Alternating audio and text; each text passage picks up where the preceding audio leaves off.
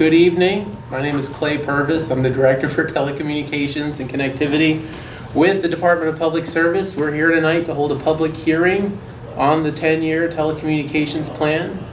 The purpose of tonight's hearing is to gain public comment on the final draft of the plan before we finalize that plan. So I would ask that members of the public who are interested in speaking please stand up and state your name. I will call on you if you wish to speak, and then you can provide your comments.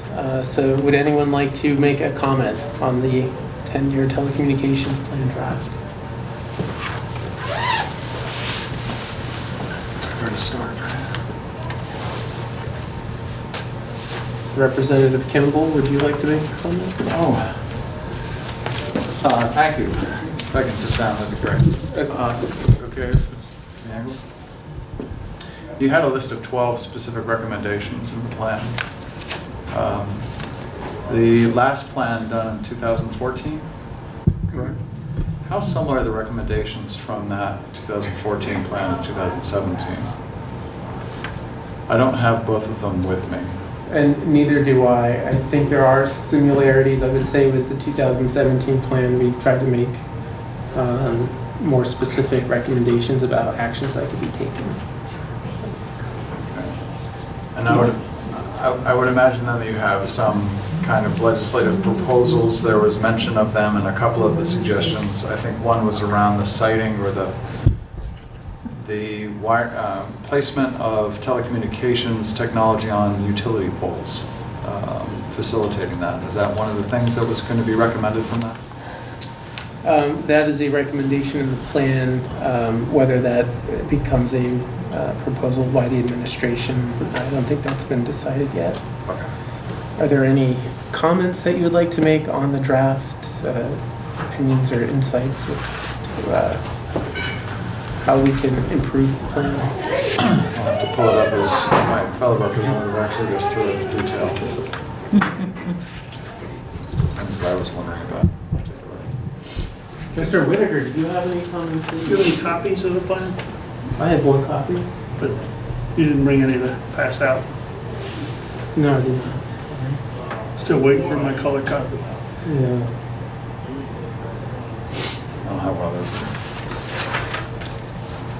those. I have comments to answer your question, but I will wait and defer until others have had at least a first shot. Representative, you can have this copy if you'd like. Okay. Thank you.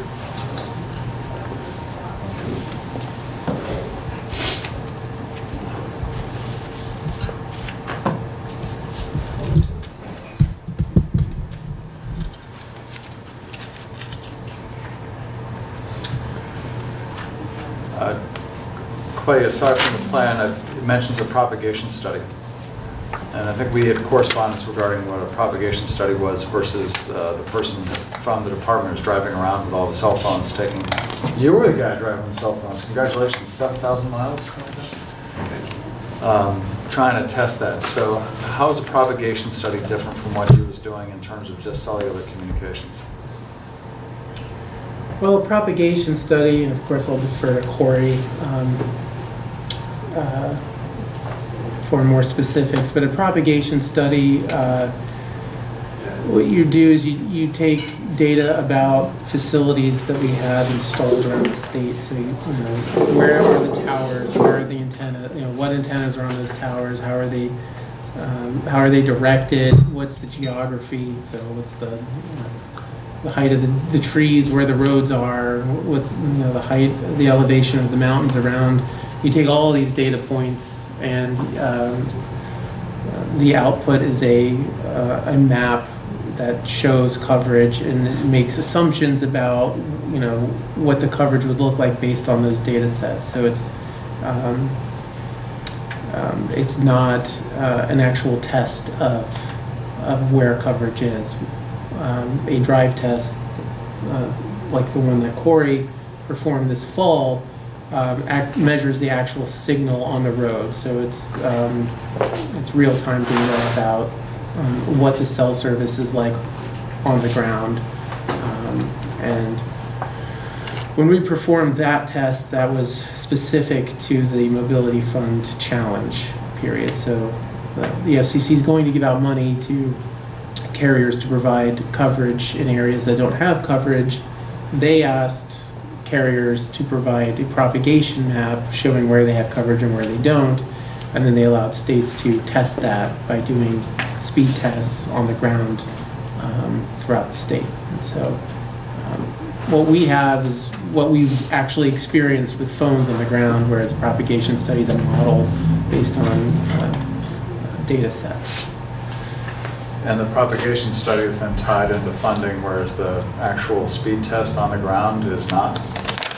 For the Mobility Fund Challenge, or for the program, the propagation maps that the carriers provided, the FCC took that data and assumed there was coverage there because the carriers asserted coverage.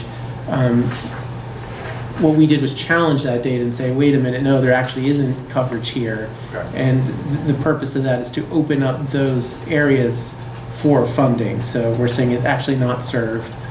And this should be an area eligible for funding.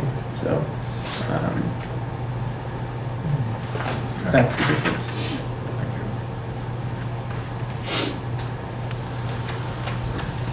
Mr. Whitaker, why don't we hear from you?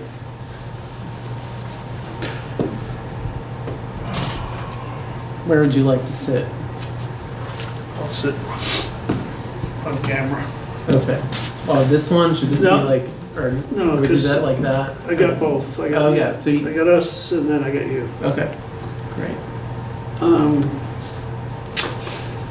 I want to, again, take issue with the idea that this is a final draft. In 1992, we had a public review draft first. A few months later, we had an amended draft. Following that, we had a final draft.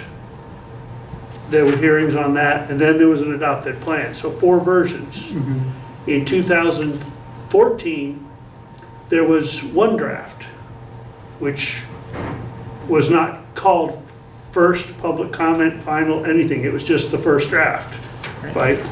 And no final draft was produced. And no hearings were held on a final draft. And there was a lawsuit about that. No, there wasn't.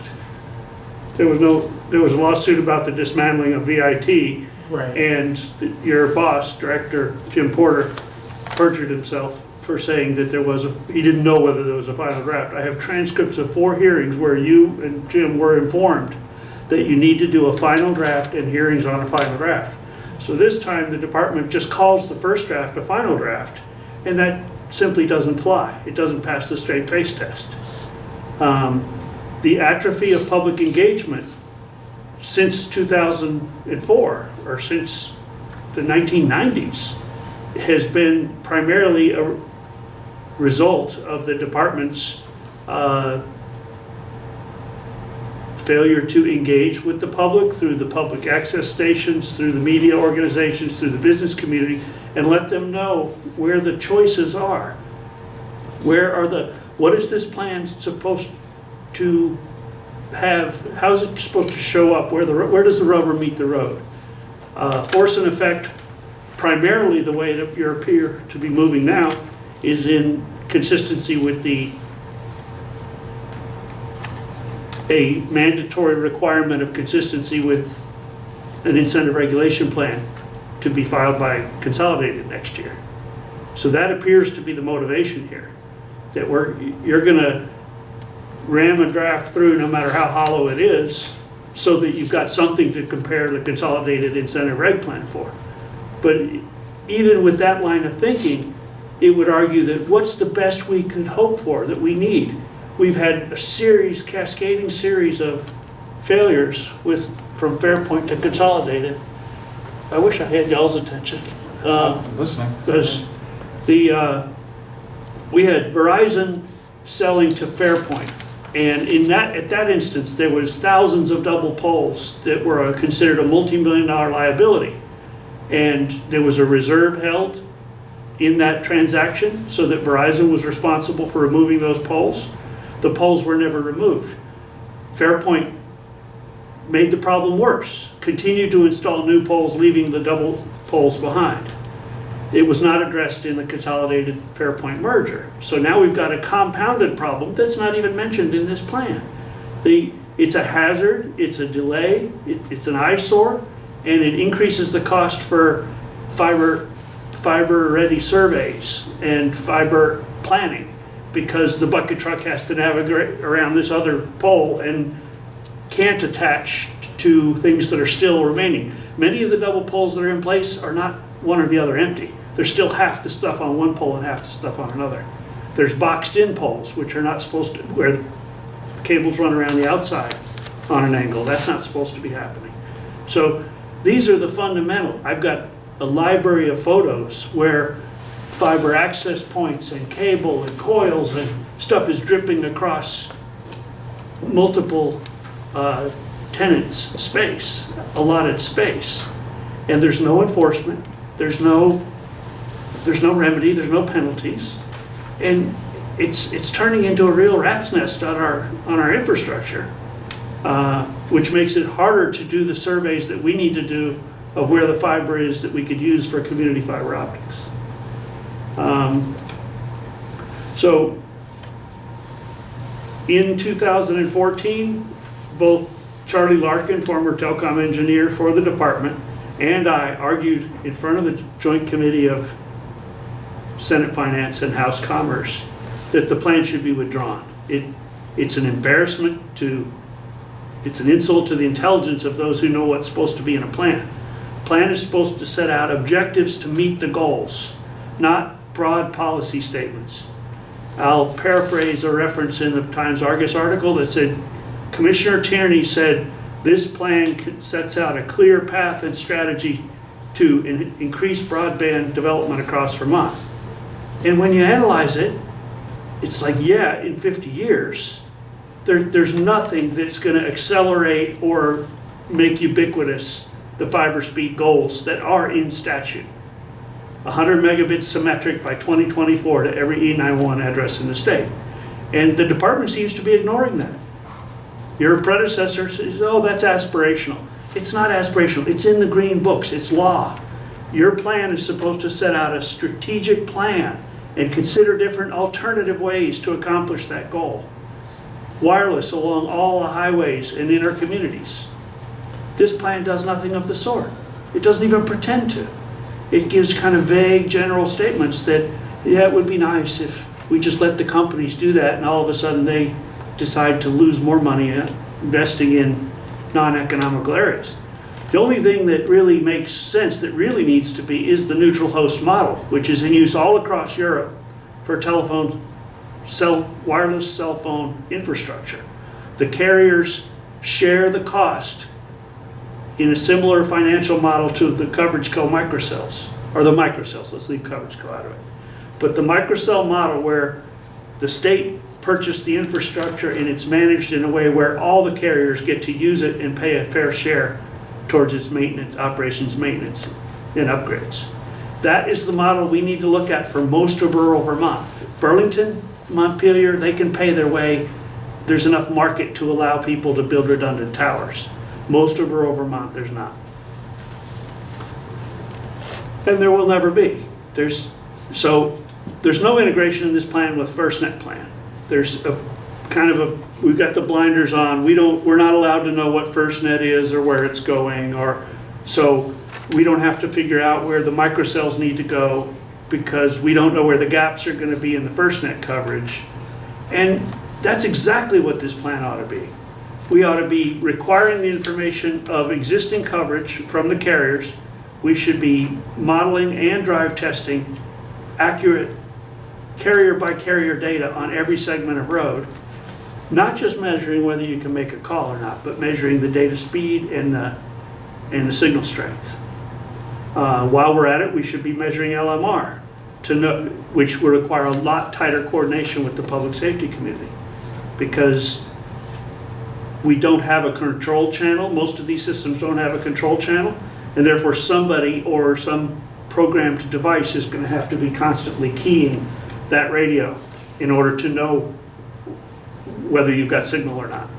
You're going to have to just key it the transmitter in order for there to be something to measure.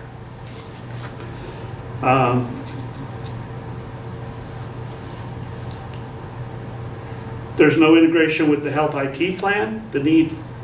How many locations do we have that are part of our healthcare system that are going to need symmetric gigabit fiber to conduct their business in a telemedicine world?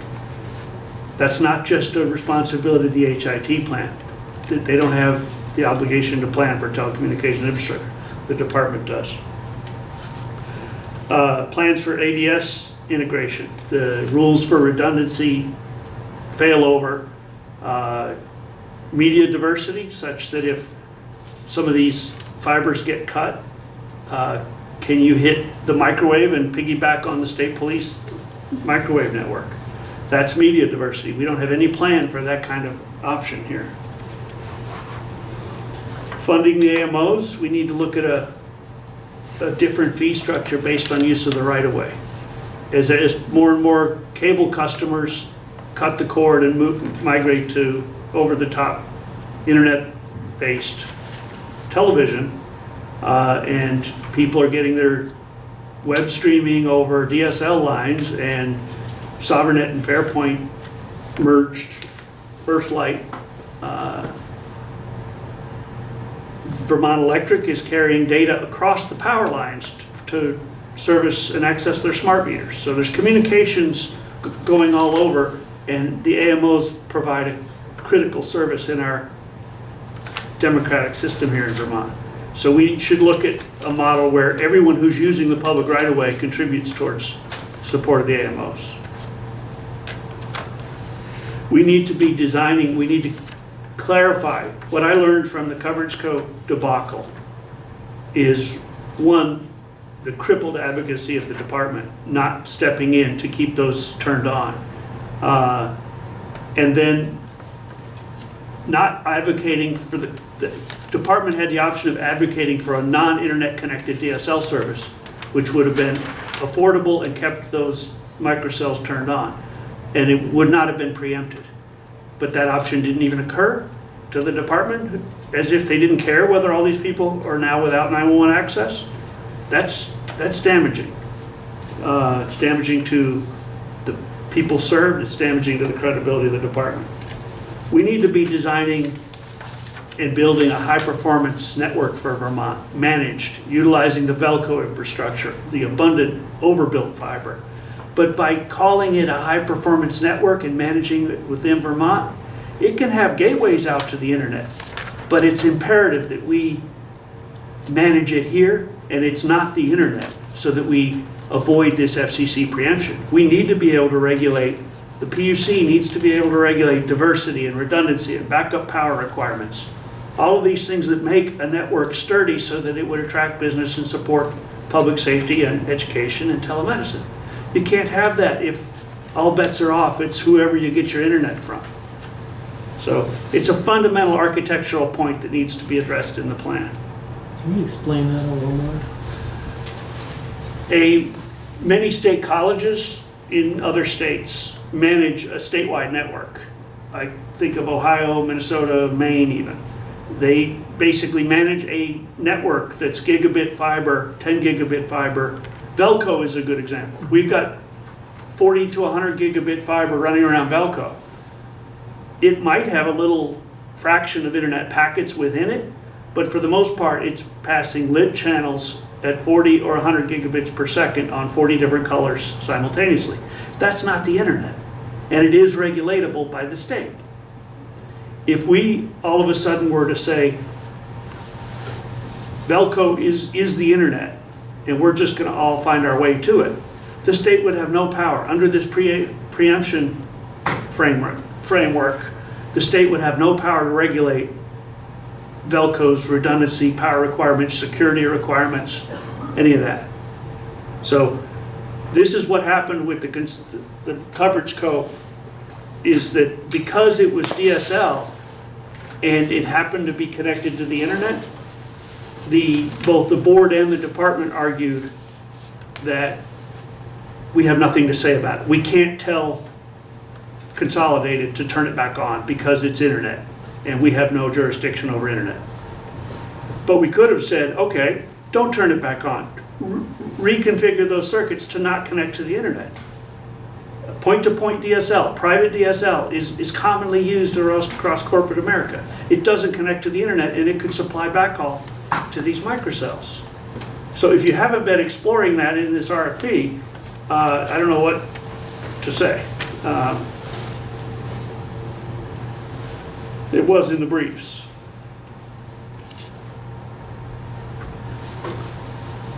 Again, I think you need to make the prior plans available. This department did not supply all the plans as required to the state library. And so some of the plans are in the state library, some of the plans are in department's custody alone. And both the state library archives and the department have asked for hundreds of dollars from me to scan them to do what should have been done in the first place. We're perfect. Which years? All of missing them. in the library? I believe the 96 and 92 covers, 96 and 92 are in the library. 2000. 2000, 2004 I have. I think that's all of them, right? There's 92, 96, 2000, 2004, 2014, 2018. But we should also make sure we have every draft. So someone either strip the binder and self-feed them or hand place them on a scanner.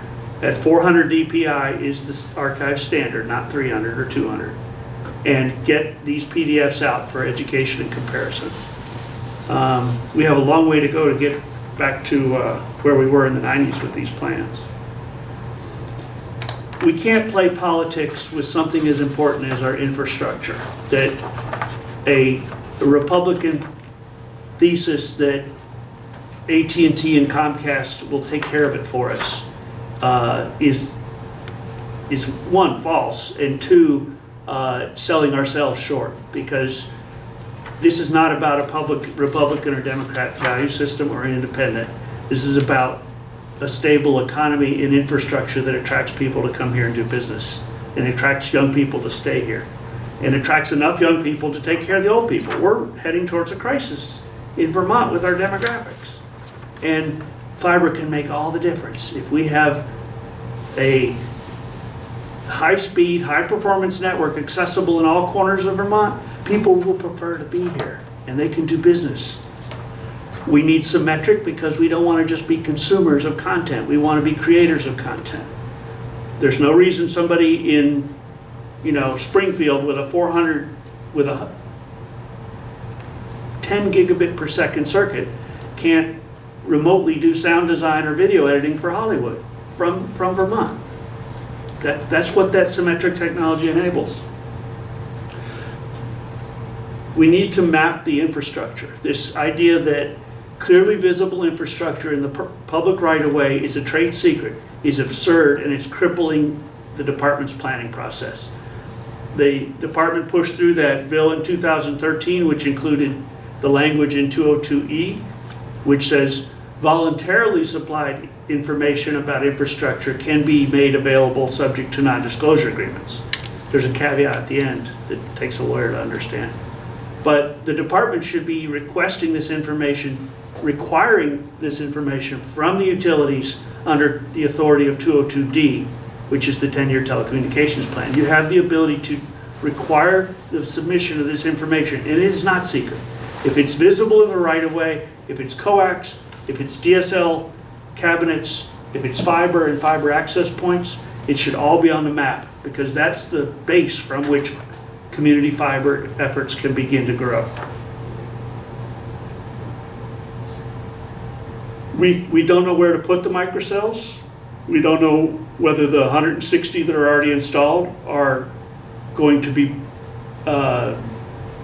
made obsolete by the new 30 new towers that AT&T has promised to put in the next 5 years. We don't know where those propagations really are, because the propagation study that was done to support that decision to opt into FirstNet was a total sham. AT&T had not identified the locations for those towers.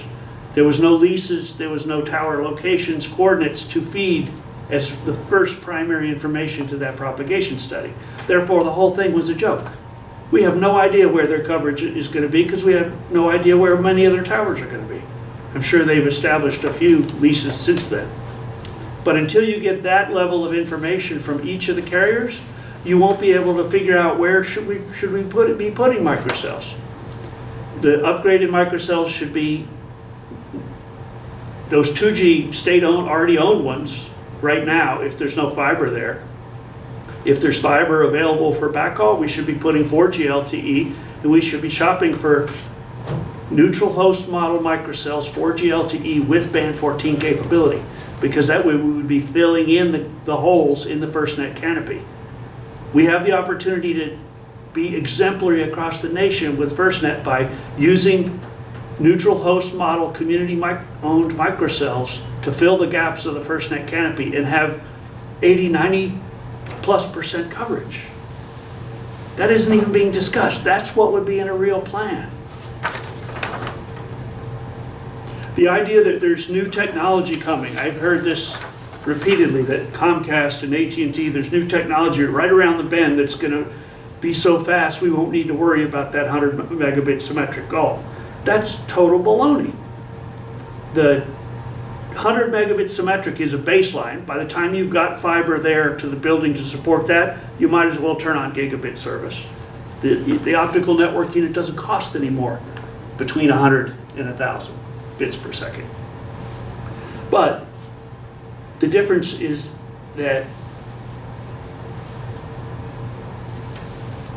Comcast, even where they have rolled out their gigabit service, it's limited to 35 megabits on the upload in downtown Boston. So we can't fall for that false reassurance that they're going to solve our problems for us.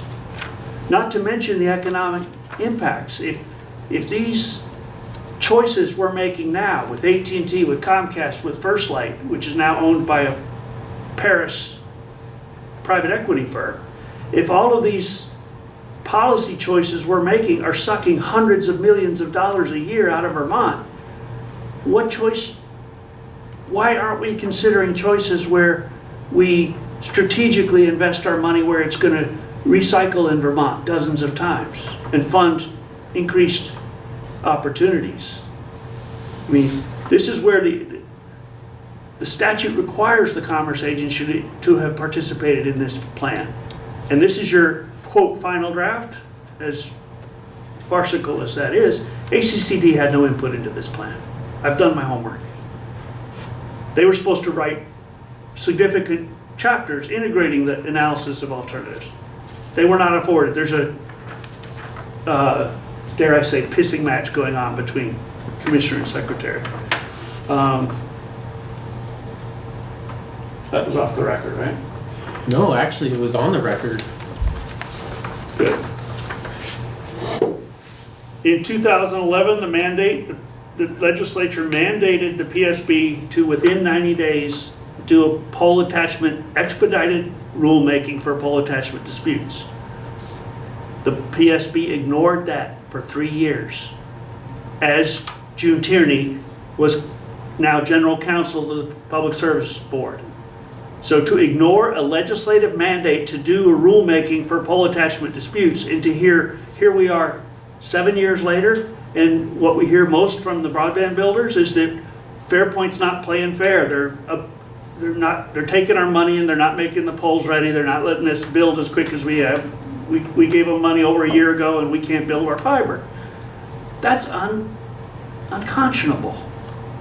And the department not only could have any time filed a petition for that rulemaking, right, or started it yourself. The department can promulgate rules as well, even if the board was ordered to do it and didn't. But when Charlie Larkin and I filed a petition for backup power resiliency and tower hardening standards for FirstNet, the department sat silent. We don't care, we don't need that. That's the kind of work the department should be doing.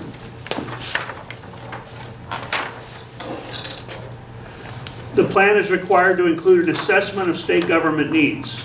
That would include public safety. That would include public safety backhaul to repeaters, to radios, to databases for all the way down to the local fire departments. That's a government need.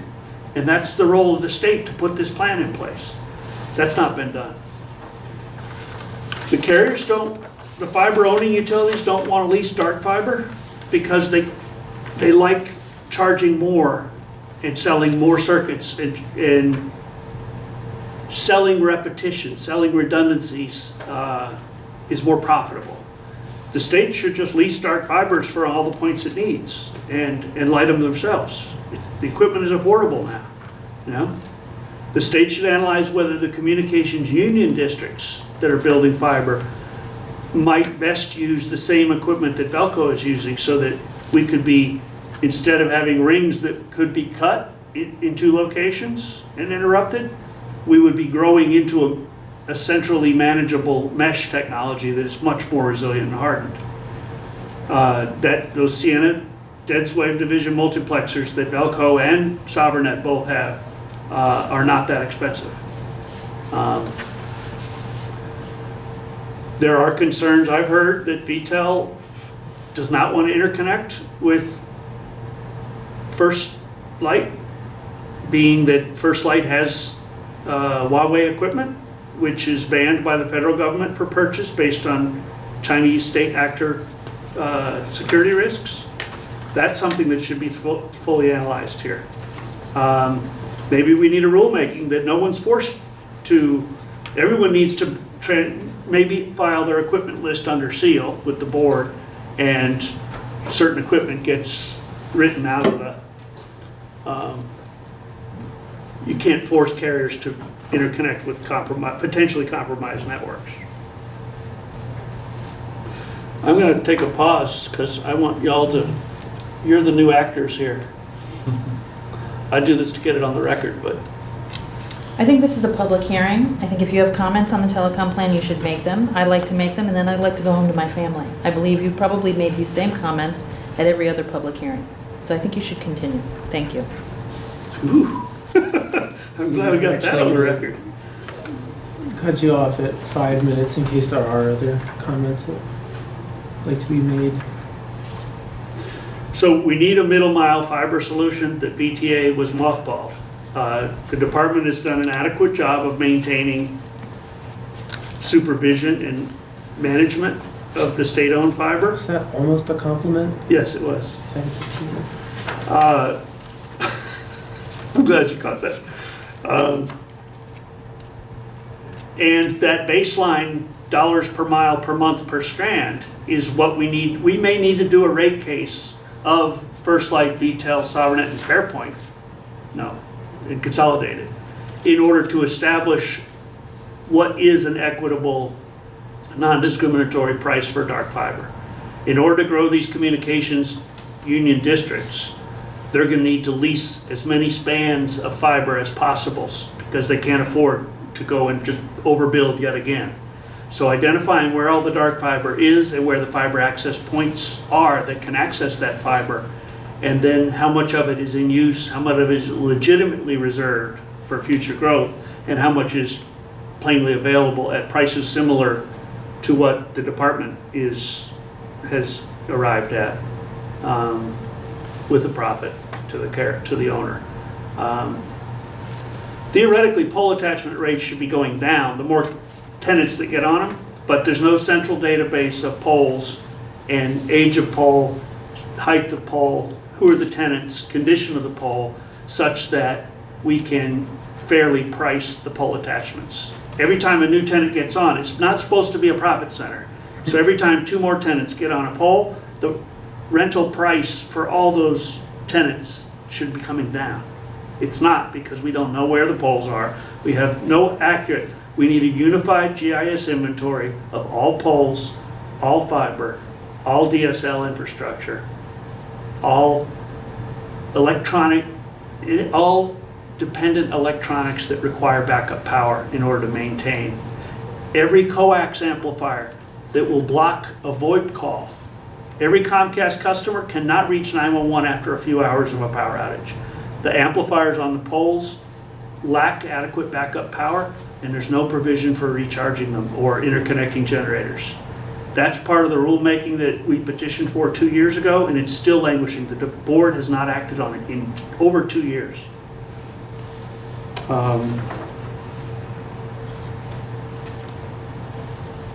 We need, for getting back to needs of state government, the Act 174 work group on public participation in public service board proceedings.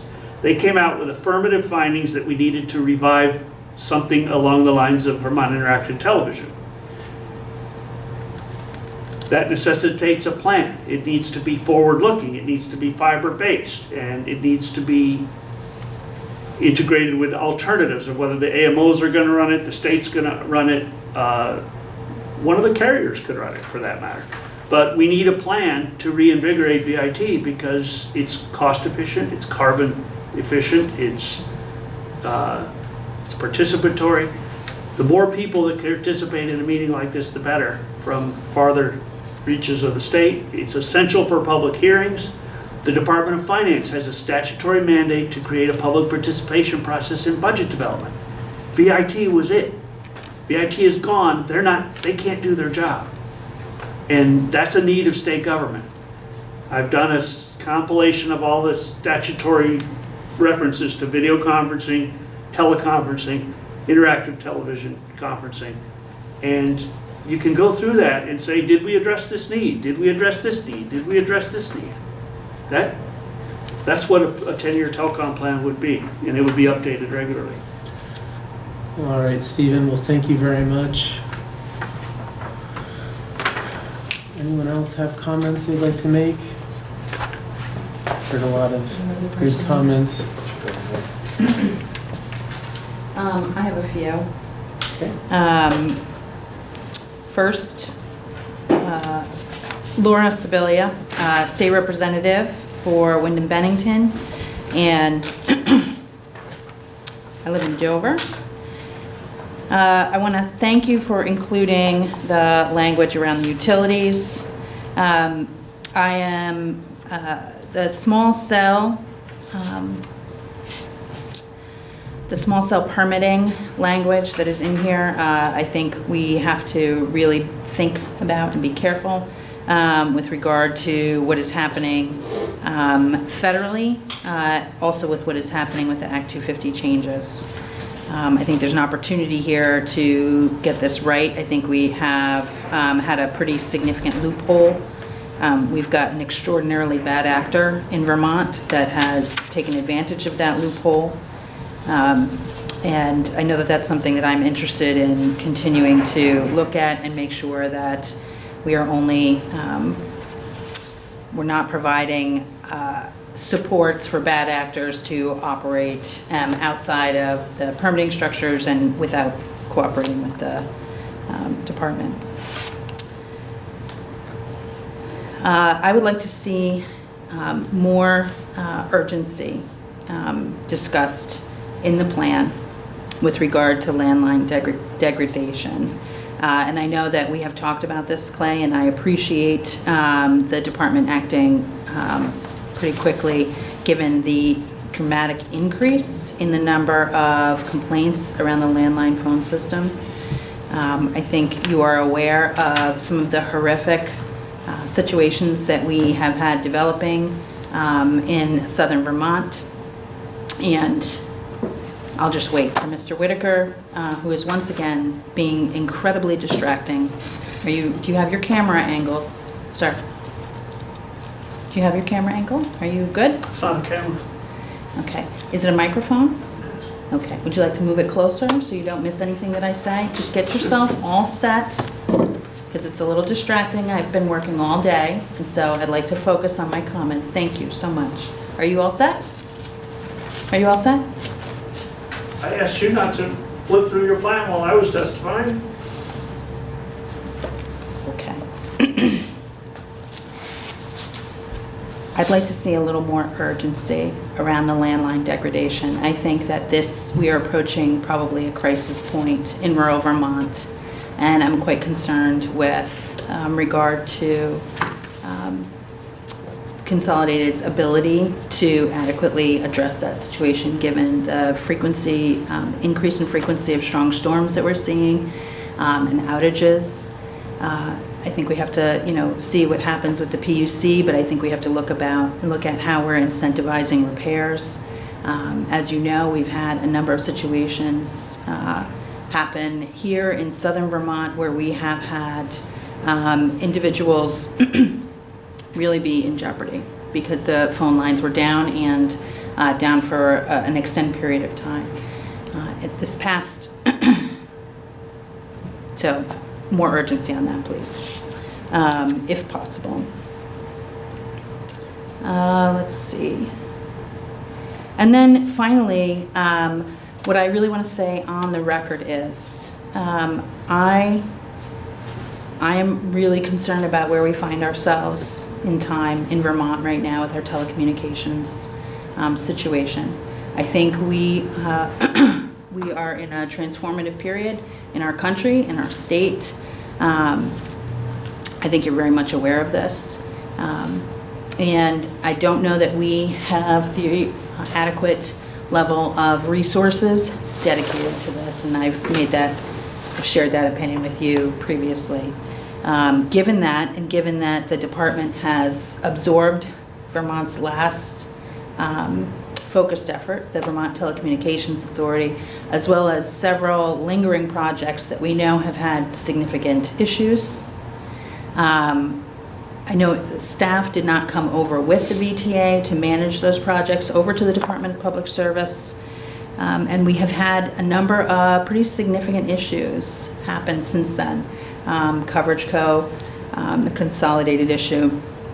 And we have an individual in this state who is creating a lot of harassment and a lot of drag around the telecommunications discussion in an effort to be helpful, I believe, and in an effort to ensure there's transparency, but taking up a lot of the very little human resources that we have, I think minimal human resources that we have. So given all of those challenges that have been going on, for the record, I want to commend you, and I want to commend your staff for the patience, the customer service that you have provided to Vermonters who are experiencing these challenges, for your willingness to drop everything and come over to testify. I do not believe that your department has enough resources to do what we need you to do. And I am continually amazed at not only what you give to us, but the attitude with which you give it to us. And so I want to applaud you and thank you. I look forward to working with you to see if we can figure out how to ensure that there are more appropriate resources with the legislature, with the administration, and to build on the many fine threads that we have started here. I know that this was difficult to get out. I know that it's late. There's literally only 24 hours in a day, and we have a department that the funding model does not work. I'm aware of all of those things, and so again, I want to thank you for that. I look forward to continuing to work with you. I think you understand my point of view, which is that we can no longer allow our communities to not be able to solve this problem for themselves. If our providers are not going to solve this problem for rural Vermont, we've got to put together a toolbox for them. I think you've gone a long way to laying the path for that in here, and I look forward to working with the department to continue to flesh that out. I don't think that this is a perfect plan, but I think it is something, and I thank you. I'm not sure how many people are in your office at this point, maybe 2, 3, 4 people tasked with all of the challenges that we are finding up and down the state of Vermont. And I know you have experienced appropriate but pretty extreme pressure to get this update out. And I appreciate you getting it out before the session, given the lack of resources and the urgency of the situations that we see. So, thank you. Thank you. All right, any other comments? Ian, would you like to make a comment on the 10-year telecom plan? Well, I'm not that good with technology, but I was thinking, Can you state your name? I'm Martha Woodruff. And I was thinking maybe the young people really good with technology, maybe you could approach professors of the rising seniors in like Vermont State University or Marlborough College for ideas from any of their students that want to get extra credit to help help the infrastructure. It was Newton was really young when he came up with his theory of gravity, and Einstein was also really young. So the more and more people that think about this, the more we can increase the way to communicate in a wholesome way for the highest good of all concerned. And you're doing a really good job here. And just my suggestion is reach out to the people who would have the time and the energy to help you for free, and then just get good notoriety for doing this. Thank you, that's a very good suggestion. Okay. Well, if there are no other comments, I think we will adjourn this hearing. Thank you very much for your attendance, and we look forward to reviewing your comments and revising the plan accordingly. Thank you.